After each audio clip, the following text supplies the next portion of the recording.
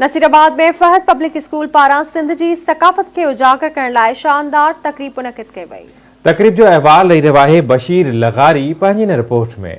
Fahad public school पारां सिंध जी क़दीम सकाफ़त के उजागर करण लाइ इंडस शादी हाल में सकाफ़ती तकरीब मुनक़िद कई वई। सकाफ़ती तकरीब में स्कूली ॿारनि क़ौमी गीतनि ते टेबलोस पेश करे खूब दाद हासिल कयो ऐं सिंध जी हज़ारें साल क़दीम सकाफ़त ते तकरीरूं पेश करे पोज़ीशनूं माणे इनाम हासिल कया। जॾहिं त सकाफ़ती तकरीब में ॿारनि जा वालिदैन तालीमी माहिर अदीब ऐं शाइर वॾे अंग में शरीक थिया। उन मौक़े ते स्कूल जे प्रिंसिपल महिमाननि ऐं शागिर्दनि आवाज़ टीवीअ सां वीचार वंडींदे चयो त किथे भी ॿियो कुझु सरज़मीन अलाह कोन ख़बी आहे। जेके अलाह जूं जेके बि नेमतूं दुनिया में आहिनि से सभु नेमतूं अलाह साईं को सिंध में रखियूं आहिनि ऐं सिंध खे अलाह ताईं सदा आबाद व शाबाद रखे। अॼु फहद पब्लिक स्कूल जा नंढड़ा ॿार उन्हनि पंहिंजे सलाहियतुनि सां वरी असांखे इहो ईमान ताज़ो करायो आहे त सिंध जो शागिर्द पाकिस्तान जे कंहिं बि ॿी ॿोली ऐं सूबे जे शागिर्द खां सलाहियतुनि में पोइते कोन्हे।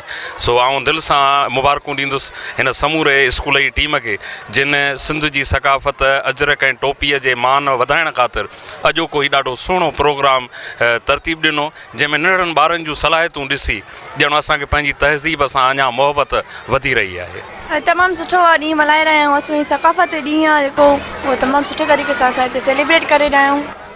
असां लाइ वॾी फ़ख़्र जी ॻाल्हि। असांजी जेका सिंध जो सकाफ़त जो ॾींहुं आहे उहो तमामु प्यारो ॾींहुं आहे। असांजी जेका सकाफ़त आहे उहा 5000 सालनि क़दीमी रही आहे ऐं सिंध जी धरती जेका आहे तमामु सुठी धरती आहे। सिंधी ॿोली सिंधी कल्चर तमामु बहितरीनु कल्चर आहे। असांखे वॾे जोश जज़्बे सां था मल्हायूं। असांखे वॾी ख़ुशी थी थिए त असांजे स्कूल वारनि बि असांजो हीउ जेको असांजो प्रोग्राम आहे उहो मल्हायो। असां वॾा ख़ुशि आहियूं। जीअं मां स्कूल जे प्रिंसिपल महिमाननि ऐं शागिर्दनि जूं ॻाल्हियूं ॿुधियूं उन्हनि जो चवणु हुयो त सकाफ़ती ॾींहुं असांजे लाइ हिकु अज़ीम ॾींहुं आहे ऐं अॼोको ॾींहुं असां ईद खां वधीक करे मल्हायूं था पिया ऐं सिंध जी सकाफ़त असांजे लाइ ख़ुदा जे तरफ़ां हिकिड़ी वॾी नेमत आहे।